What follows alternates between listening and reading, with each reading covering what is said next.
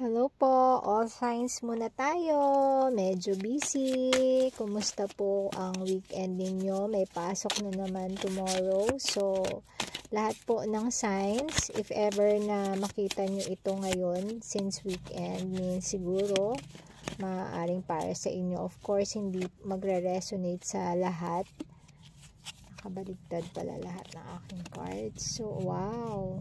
Sun. Maliwanag na maliwanag ang iyong araw ngayon. Kung if ever, kahit na anong, whatever sign, eto ang iyong focus ngayon.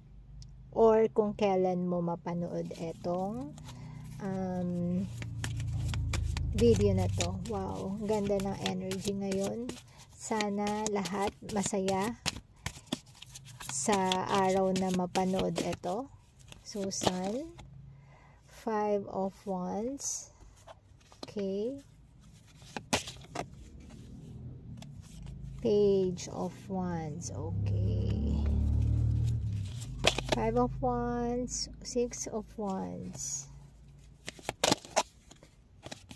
5 of Pentacles.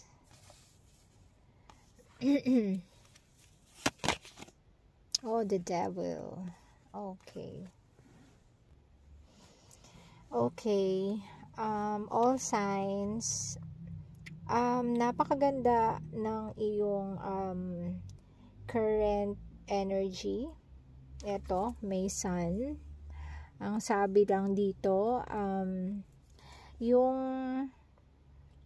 merong mga tao, it's either you or yung nasa isip mong person ang meron energies na ito, ang nakakaranas ng energy na to ngayon, nakaka-feel ng ganito, or merong energy na ganito ngayon.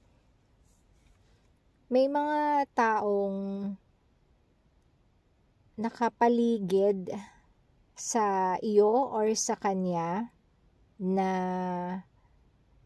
medyo sa umpisa ang akala mo or akala niya ay inspiration. Maaaring tao to, maaaring mga kaibigan, mga barkada, mga ka-coworkers, pwede din. Ang nakikita ko dito, sa umpisa, maganda ang kanilang epekto. Pero,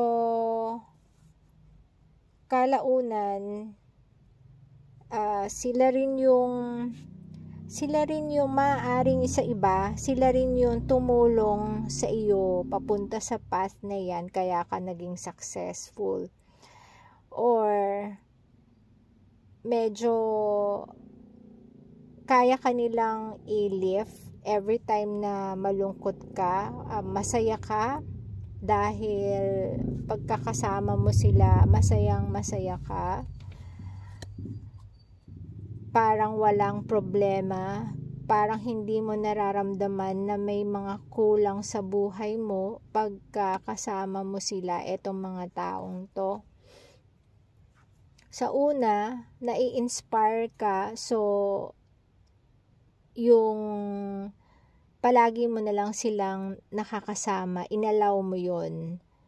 But in time, hindi mo napapansin, medyo nasosobrahan na yung kanilang influence sa'yo.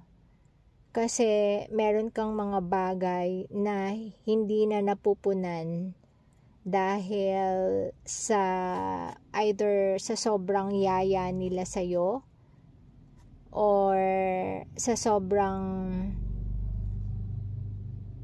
influence nila sa'yo, hindi mo na napapansin ang kanilang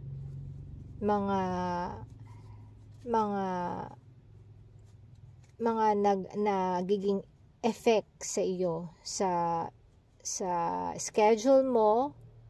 Yes, natulungan ka nila. It's either meron kang problema dati or medyo may problema ka sa work dati, sa life dati, at natulungan ka nilang malagpasan yun. Pero etong naging parang distraction mo is nagdulot naman or nagdirect naman sa'yo sa isa pang another distraction. So, ayun. So, tingin tayo ng message from the angels.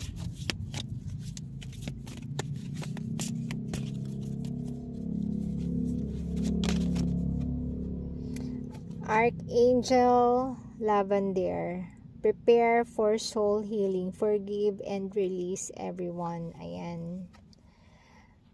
So,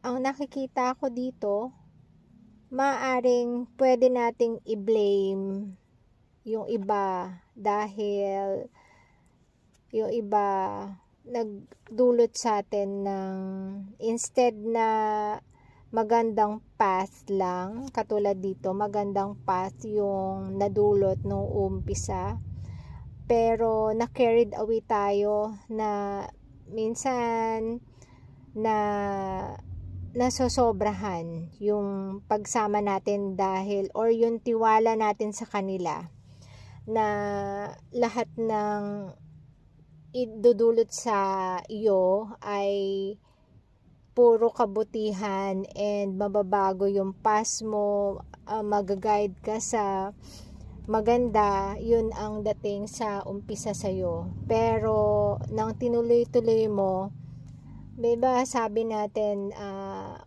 walang maganda pag sobra. Yan. So, dapat minimal lang yung ating maging, kailangan may balance, pero hindi ko nakikita dito yung balance. Ang naka pinpoint dito is yung distraction na nagagawa sa iyo ng mga taong nakapalibot sa iyo, and eto na yung effect ng bonding nyo or ng dating okay na samahan. Maaring yung iba medyo hindi na maganda yung samahan sa ngayon, nagkaka-problema na. So, maaring yun din ang reason kung bakit parang bumalik na naman sa dating problemang meron ka. Pero eto nga, prepare for soul healing, sabi ni Archangel Lavender, forgive and release everyone.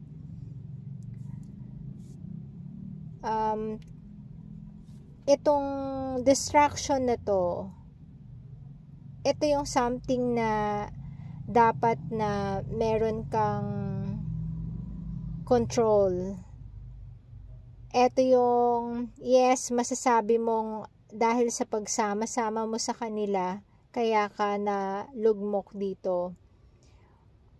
Pero, dapat isaisip natin na yung distraction is part ng sarili natin, na dapat sarili din mismo natin ang nag-i-implement ng mga rules.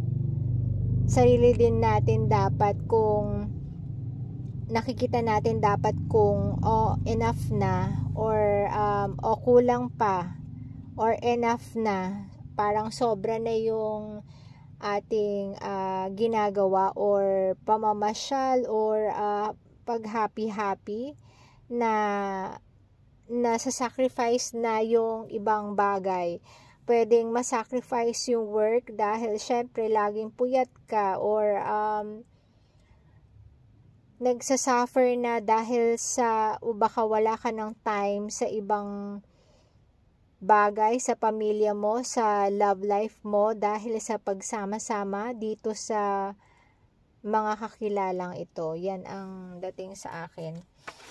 And to close off this message, and 10 of Swords, 10 of Swords, 7 of Swords. Parang madaming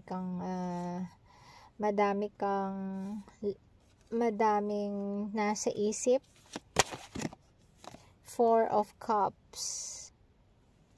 So, ang final message dito, etong mga nakakasama mong to, it's either huminto ka na or hindi ka na nakikipag-usap sa kanila, in-stop mo na yung communication mo dahil napansin mo na-realize mo na rin sa wakas. And yung iba naman sa inyo, nakipag-confront, kinonfront niya itong sitwasyon na to. Yan. Pero ang advice nga dito, is i-reject mo na lang since nakita mo na yung outcome. Parang pagka mula nung sumama ka sa kanila, kung saang-saang path ka na napunta, kung ano-ano na ang natuunan ng iyong attention, sa halip na sa work lang, pwede yung iba baka natuto pa mambabae and nakasira sa relationship nyo. Ayan, so mas mabuti na lang i-reject or iwasan etong mga taong ito. Yung iba naman, niloko ka sa halip na tamang direction yung tatahakin dapat. Yung iba, sinet up ka, maaaring na set up ka netong mga iba. So, hindi maganda ang naging impact sa iyong work or pwede rin sa business, pero palagay ko sa work ito at may mga ka-workmate ka, hindi naging maganda. So, ang advice din dito is i-reject mo sila at ikaw ay mag-move on na. Iwasan mo na sila.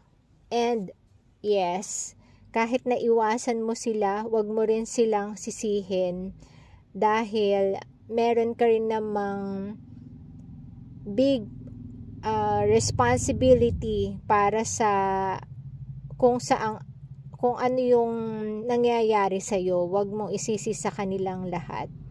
So, dapat kaya mo rin silang patawarin para rin yun sa sarili mo.